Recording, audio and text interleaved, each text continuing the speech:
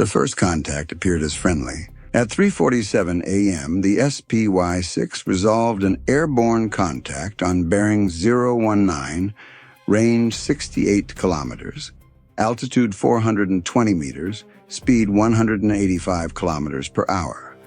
The contact's identification friend or foe transponder was transmitting Mode 4 crypto authentication codes. The classified military IFF codes used by U.S. and coalition aircraft to identify themselves to friendly fire control systems.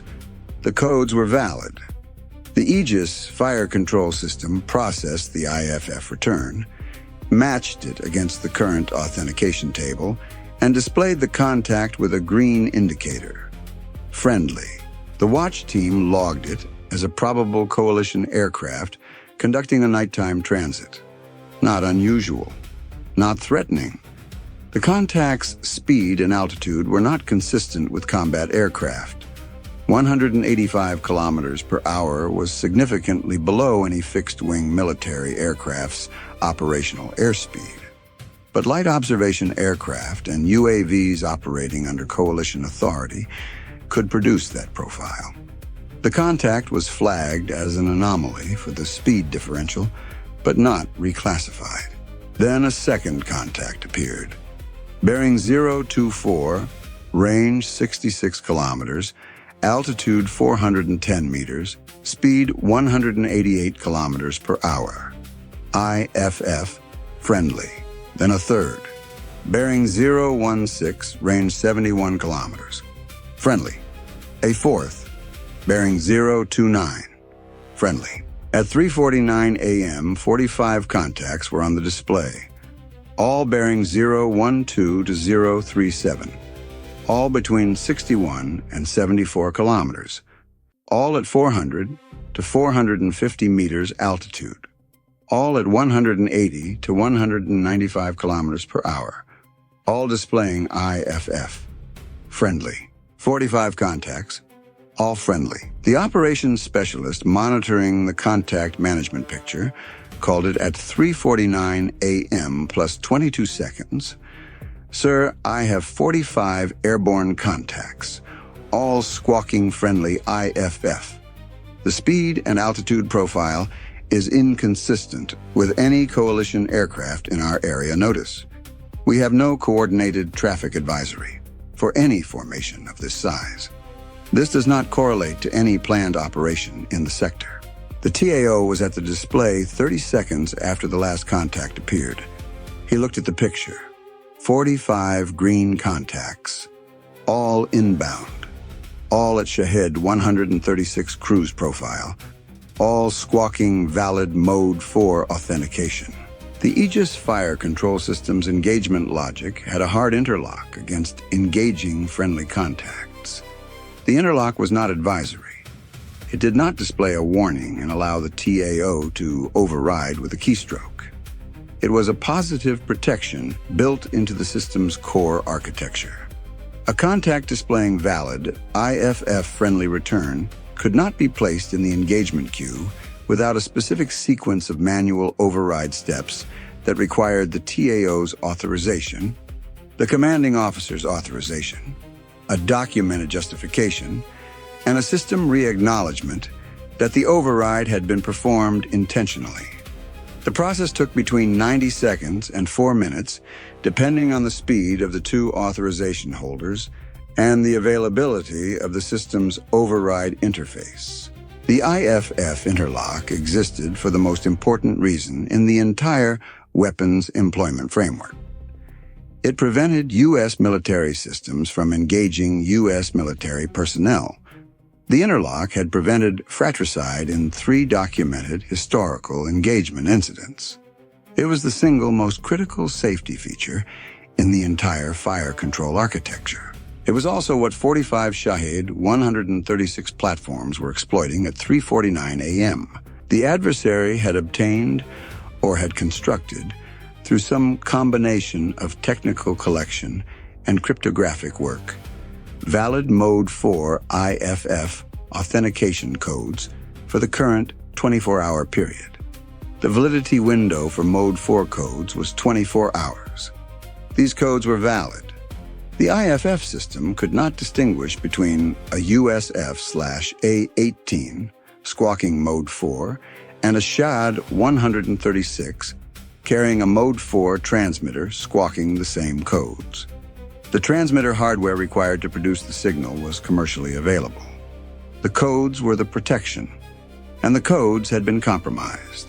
The TAO had the engagement picture and the IFF override procedure in his mind simultaneously. He also had a third element that the procedure did not address: the possibility that at least some of the 45 contacts were genuine coalition aircraft that had not filed coordinated traffic advisories. Unlikely, improbable, but not impossible. Coalition aircraft operating without traffic advisories in the sector was documented at a rate of approximately 2 to 3 incidents per week across all platforms. Pilots who diverted around weather, aircraft conducting emergency recoveries, special operations platforms operating under communication blackout conditions. All of these could produce uncoordinated contacts on friendly IFF in this sector without prior notification. The probability that all 45 current contacts were genuine friendly aircraft, effectively zero. The probability that 0 of 45 were genuine friendly aircraft, not zero. If the TAO overrode the IFF interlock and engaged all 45 contacts, and one of them was a genuine coalition aircraft, he would have engaged a friendly. The IFF interlock would record the override. The engagement would be documented. The consequences would be severe regardless of the tactical justification. If the TAO did not override the IFF interlock and all 45 contacts were hostile, the ship would absorb 45 SHAD, 136 warheads undefended. The TAO had approximately 8 minutes before the contacts entered SM6 range. He used the first 2 minutes to do the one thing the IFF override procedure required before authorization: attempt to verify the contact picture through independent means. This meant transmitting on guard frequency, the international emergency channel monitored by all military aircraft, requesting any coalition aircraft in the sector to identify themselves in vector. It meant querying the air traffic control system through the Link 16 network for any coordinated or uncoordinated coalition traffic in the bearing 012 to 037 sector. It meant checking the tactical picture for any supporting information. If these were genuine coalition aircraft, they should be correlated to known airframes in the theater's air picture, should have originated from a known airfield or carrier, should be on a track consistent with a planned mission or an emergency diversion. Guard frequency transmission at 3:51 a.m., no response within 60 seconds. Link 16 air traffic query, no coordinated traffic in sector. One uncoordinated contact noted in the air management system from 2:30 a.m., a single platform that had squawked briefly and then gone silent.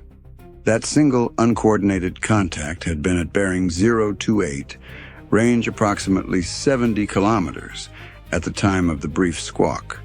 One of the 45 current contacts was at bearing 028. One contact at bearing 028 might have a legitimate explanation. 44 others did not. I assess 44 of 45 contacts as hostile platforms using spoofed IFF. One contact at bearing 028 may be a legitimate, uncoordinated friendly that was logged at 2:30 a.m. I'm initiating the IFF override procedure for 44 contacts. Contact at bearing 028 will be engaged last if it meets hostile behavioral criteria: speed increase, direct approach maintained after warning, or if time to impact forces the decision. Running count: 3:51 a.m., second 242, 45 contacts, all IFF friendly, 44 assessed hostile, 1 ambiguous, bearing 028. IFF override. Initiating requires CO authorization, 90 seconds to 4 minutes. Time to SM6 range, 7 minutes. Contacts closing, SM6, 8. SM2, 24. ESSM, 32. RAM, 21. CIWS, 100%. Cost, $0. Running count. 3:52 a.m., second 302, 45 contacts, IFF friendly, 44 assessed hostile, 1 ambiguous, bearing 028. Guard frequency, no response. Link 16 query, no coordinated traffic. Override process initiating.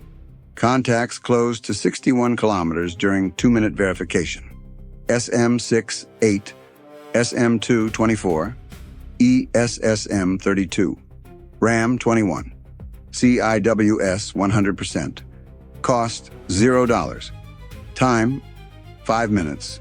The IFF override procedure required the TAO's authorization and the commanding officer's authorization simultaneously at the weapons control console. The commanding officer had been on the bridge. Time from TAO's initiation of the procedure to the CO's arrival at the console. 94 seconds. 94 seconds. The contacts had closed from 66 to 61 kilometers. The override sequence at the console required both authorization holders to enter separate authentication codes, followed by a documented justification field entry, followed by a system prompt asking for final confirmation. The justification field minimum character count was 50 characters, a design feature to prevent rapid accidental override. The TAO had the justification pre-composed. 45 contacts, squawking friendly IFF at Shahed, 136 profile speed, /altitude, no coordinated traffic advisory, guard frequency unanswered, assessed as hostile, IFF spoofing. That was 110 characters. The field accepted it. Total override process, 3 minutes and 11 seconds from initiation to completion. During those 3 minutes and 11 seconds, the contacts had closed from 66 kilometers to 56 kilometers. The SM6 optimal engagement range was 60 to 90 kilometers. The override had been completed with the contacts at 56 kilometers, inside the optimal window's outer boundary, engageable. But the 3-minute delay had consumed the most efficient portion of the outer ring's timeline. The fire control system, IFF override confirmed and logged, immediately generated engagement solutions against all 44 identified hostile contacts. Contact at bearing 028 was flagged as hold, pending behavioral confirmation. SM6 cells 1 through 6 against 6 contacts at 54 to 58 kilometers, 6 launches in 2.1 seconds, 4 intercepts, 2 misses. The compressed engagement range from the override delay had placed the SM6 in a less optimal intercept geometry than a 70-kilometer engagement would have provided. The 2 missed contacts had executed altitude changes that the SM6 seeker's terminal basket had not fully accounted for at the closer range. 38 hostile contacts remaining at 52 to 57 kilometers, plus the ambiguous contact at bearing 028, now at 53 kilometers. SM6 cells 7 and 8. 2 more contacts at 50 and 52 kilometers. 1 intercept, 1 miss. The same compressed geometry problem. SM6 inventory, 0. 37 hostile contacts remaining. The ambiguous contact at bearing 028 continued closing at 185 kilometers per hour, maintaining altitude consistent with the hostile contact profile. It had not responded to guard frequency. It had not altered course. It was behaviorally indistinguishable from the hostile contacts around it. Running count. 3:57 a.m., second 606, SM60. 37 hostile contacts plus 1 ambiguous, bearing 028, 48 kilometers. IFF override, Logged all 44 hostile contacts authorized. SM2, 24, ESSM, 32, RAM, 21, CIWS, 100%, SM6, miss rate. 3 of 8, compressed geometry from 3-minute override delay. Cost, $16.8 million. Time, 10 minutes. SM2 cells 1 through 12 against 12. Contacts at 35 to 46 kilometers. 8 intercepts, 4 misses. SM2 hit rate consistent with standard performance.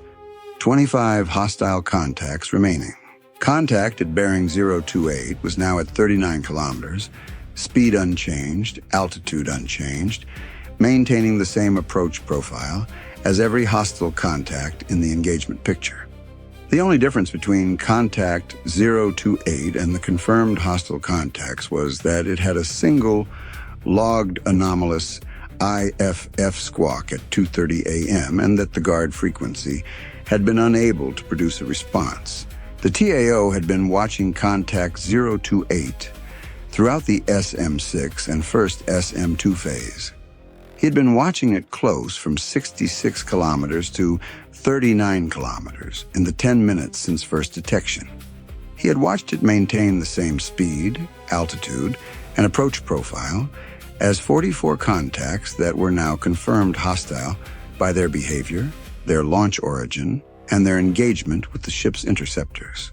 Contact 028 is maintaining SHOD 136 profile across 27 kilometers of approach.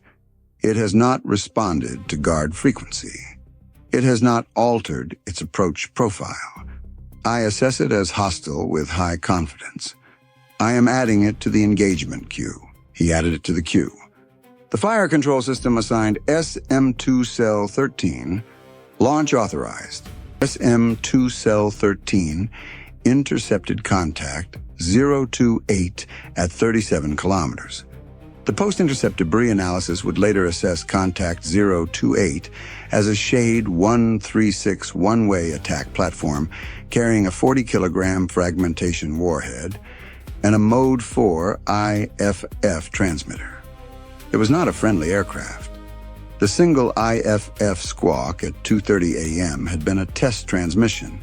The adversary had been checking the code's validity hours before the engagement. SM2 cells, 14 through 24. 11 more contacts at 28 to 36 kilometers. 8 intercepts, 3 misses. SM2 inventory, 0. 17 contacts remaining at 19 to 28 kilometers. Running count, 4:01 a.m., second 848, SM6 0, SM2 0. 17 contacts at 19 to 28 kilometers. Contact 028, engaged, assessed hostile, post-intercept. IFF spoofing confirmed across all 45 contacts. ESSM 32, RAM 21, CIWS 100%, cost $36.0 million. Time 14 minutes, running count 4:02 a.m., second 907, SM6 0, SM2 0, contact 028, engaged, confirmed hostile, 17 contacts at 19 to 28 kilometers. ESSM 32, RAM 21, CIWS 100%, IFF spoofing confirmed all 45 contacts. Override logged. Cost $36.0 million. Time 15 minutes. ESSM cells 1 through 16 against 16 contacts at 14 to 22 kilometers. 11 intercepts, 5 misses. 3 of the 5 misses were contacts that had descended to sea skimming altitude below 50 meters during the SM2 phase. The compressed outer ring timeline from the override delay had allowed these contacts to complete their altitude descent earlier in the approach than a standard engagement would have permitted, meaning they entered the ESSM engagement zone already at sea skimming profile, rather than descending into it during ESSM engagement. 1 contact surviving the ESSM sea skimmer misses, bearing 022, altitude 35 meters, range 12 kilometers, approaching the ship's port bow at 185 kilometers per hour. ESSM cells, 17 through 22 against 6 contacts at 9 to 13 kilometers. 4 intercepts, 2 misses. The sea skimmers continuing to produce below nominal ESSM performance. 11 contacts inside 8 kilometers. ESSM cells, 23 through 32. 10 cells against 10 contacts at 6 to 9 kilometers. 7 intercepts, 3 misses. 2 remaining contacts at 5.2 and 4.8 kilometers. ESSM inventory, 0. RAM cells, 1 through 6 against 6 contacts at 3.2 to 5.5 kilometers. 4 intercepts, 2 misses. 4 contacts inside 3 kilometers. Running count, 4:06 a.m., second 1128, ESSM 0, SM6 0. SM2 0, RAM 15, CIWS 100%, 4 contacts at 2.1 to 2.8 kilometers. Sea skimmer, 1 contact at 35 meters altitude, bearing 022, 2.1 kilometers. IFF spoofed transponders, still active on all contacts, all reading friendly, on display despite override. Cost, $53.4 million. Time, 19 minutes. 4 contacts. The CIWS. The IFF transponders were still transmitting. All 4 contacts still displayed friendly on the fire control system's contact management picture, even after the override had been applied and the engagement was active. The override had removed the engagement interlock. It had not disabled the IFF display. The green friendly indicators on the contacts were still present on every display in CIC. It was a visual that no training simulation had ever produced. The CIWS was preparing to engage contacts that were displaying friendly identification codes. The override logged, documented, authorized, but the green indicators remained, a persistent visual reminder that the system believed at the display level that it was about to engage something that had identified itself as friendly. The weapons officer had been staring at the green indicators for 19 minutes. He looked at them for the 4 seconds it took the CIWS to acquire the first contact. CIWS forward burst, 0.9 seconds, 67 rounds. The green contact at 2,400 meters fragmented. Warhead initiated. The pressure wave arrived at the hull. The fragments spray against the hull plating. The contact had been displaying friendly when it detonated. Second contact, CIWS forward rotated, acquired. Burst, 0.6 seconds, 45 rounds. Contact fragmented at 2,100 meters. Warhead detonation. Fragment debris reaching the forward hull surface. Still friendly on the display. CIWS aft took 2 contacts on the port aft arc. First burst, 0.8 seconds, 60 rounds. Contact at 2,600 meters fragmented. Warhead did not initiate, structural failure without fuse trigger. Second burst, 1.1 seconds, 82 rounds. Contact at 1,800 meters. Sea skimmer, altitude 25 meters. The CIWS tracking radar, requiring 2 acquisition cycles to lock on the low-altitude return in the moderate sea state. Contact fragmented at 1,600 meters. Warhead initiated. The closest detonation of the engagement, 1,600 meters, the pressure event reaching the hull as a distinct, sharp impact against the quieter sea state of the Gulf at pre-dawn. 4 fragment impacts on the aft hull above the waterline. None structural. Running count, 4:08 a.m., second 1,261, all 45 contacts, neutralized. 4 fragment impacts aft hull. No structural damage. CIWS-4, 84%, aft, 79%, SM6 0, SM2 0, ESSM 0, RAM 15, IFF display, Still showing friendly on last 4 contacts until system update, 17 seconds post-intercept. Cost, $65.4 million. Time, 21 minutes. All 45 contacts neutralized. The CIWS mounts returned to standby mode. Both displays in CIC still showed the last 4 contact indicators as friendly in their final logged positions before intercept. The system updated the contacts to neutralized at 4:08 a.m., 17 seconds after the final intercept. The green indicators disappeared. The display was clean. Running count, 4:08 a.m., second 1,246. All 45 contacts, neutralized. SM6, 0. SM2, 0. ESSM, 0. RAM, 15.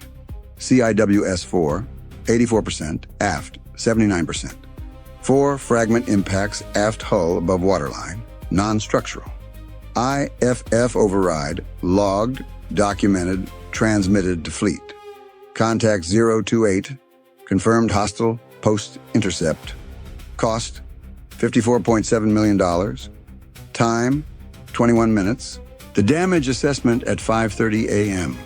4 fragment impacts above the aft waterline from the close-range CIWS engagement. Cosmetic damage, no structural effect, no flooding, no penetration of watertight boundary, no personnel injuries. All systems fully operational. The magazine assessment at 5:32 a.m. SM60, SM20, ESSM0, RAM15 remaining, CIWS combined 82% average across both mounts. The IFF override documentation was transmitted to Fleet Command, the relevant combatant command, and the National Security Agency simultaneously at 5 a.m. The transmission was classified at the highest available level and contained the following elements: the code sequence that had been spoofed, the time window of the compromise, the behavioral indicators that had led to the hostile assessment despite valid IFF authentication, and the engagement outcome. The Mode 4 code compromise was a Category A intelligence event.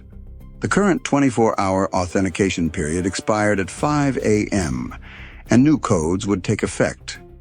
The standard daily rotation meant the compromised codes would be invalid within approximately 1 hour of the notification transmission. But the notification itself was the critical action. Every U.S. and coalition fire control system in the theater needed to know that valid Mode 4 codes had been used by a hostile actor, that the IFF system's friendly indicators could no longer be treated as dispositive evidence of friendly identity, and that independent verification procedures would be required for all contacts, squawking friendly IFF until the compromise scope was assessed. The NSA would need to determine how the codes had been obtained. The range of possibilities spanned from human intelligence compromise of a code distribution node to electronic collection of a valid transmission that had been recorded and replayed to a technical penetration of the key management infrastructure. The investigation would take weeks. The operational impact was immediate. Until the investigation determined the compromise vector, no combatant command could be confident that its IFF codes were secure. The Mode 4 authentication system relied on the adversary not knowing the current codes. Once an adversary had demonstrated they could obtain the current codes, the entire IFF authentication framework required elevated skepticism. The supply officer assembled the accounting at 7 a.m. 45, Shahed 136 one-way attack platforms at $20,000 each, $900,000. Mode 4 IFF transponders on each platform, hardware cost, $2,000 per unit, $90,000. The cost of the Mode 4 code, compromise itself, unquantifiable from this vantage point. But the operational investment that had obtained valid codes for one 24-hour period was the central intelligence cost. Conservative estimate for a sophisticated state actor conducting this type of signals or human intelligence operation: $500,000 to $2 million. Call it $1 million. Total adversary investment, approximately $1.99 million. U.S. munitions expended: 8 SM-6 at $2.1 million to $16.8 million. 24 SM, 2 at $1.2 million to $28.8 million. 32 ESSM at $450,000 to $14.4 million. 6 RAM at $900,000 to $5.4 million. CIWS ammunition, $34,000. Total, $65.4 million. Exchange ratio, 33 to 1 in the adversary's favor. The ratio was in the standard range. The ratio was not the point. The point was that the 3-minute IFF override procedure had cost the ship 3 minutes of its most efficient engagement window, the 60 to 90 kilometer SM-6 optimal range, and had compressed the outer ring to a 50 to 60 kilometer engagement band. That compression had directly produced 3 SM-6 misses from what would likely have been clean intercepts at 70 kilometers. 3 SM-6 misses at $2.1 million each. $6.3 million in additional interceptor waste attributable directly to the IFF spoofing delay. But the 3 minutes had not been wasted. They had been used for the things that the procedure required: guard frequency call, traffic query, independent assessment. Those steps had been the due diligence that distinguished a disciplined engagement from fratricide. Contact 028 had been indistinguishable from the hostile contacts until it was engaged. The 2:30 a.m. anomalous squawk was the only distinguishing data point. If the procedure had been bypassed and all 45 contacts had been engaged instantly at 3:49 a.m. without the guard frequency call and traffic query, the engagement would have been faster and more efficient in purely weapons terms. It would also have been executed without the procedural safeguards that prevented the engagement from being the worst possible kind. The difference between a 3-minute delay and 0 delay: 3 SM-6 misses, $6.3 million. The value of those 3 minutes, the documented certainty that the one ambiguous contact was hostile before it was engaged. Was that trade-off correct? The after-action record document the question without resolving it. The procedure had been designed for a world in which IFF spoofing at this scale and sophistication was not a documented adversary capability. In that world, the 3-minute delay was correct. It was the time needed to verify before engaging what the system said was friendly. In the current world, where a nation-state actor had demonstrated Mode 4 code access, the procedure's timing assumptions needed to be reassessed. The formal recommendation in the TAO's after-action report was the shortest of any report in the deployment record. The IFF override authorization procedure needs a fast-track variant for mass contact events displaying inconsistent behavioral profiles. Current procedure, 3 to 4 minutes.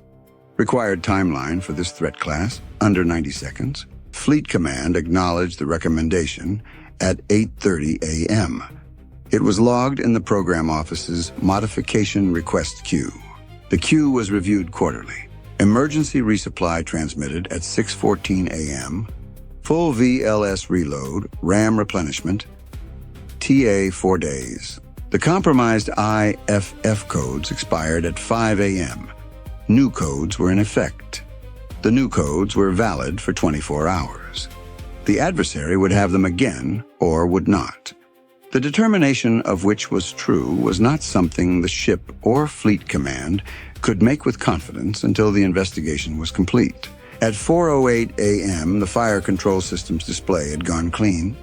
At 5 a.m., new authentication codes took effect. At 8:30 a.m., the modification request was logged in the quarterly review queue. The ship was on patrol in the Persian Gulf with a depleted magazine, and a question it could not answer about whether the next 45 contacts displaying friendly would be something it could trust.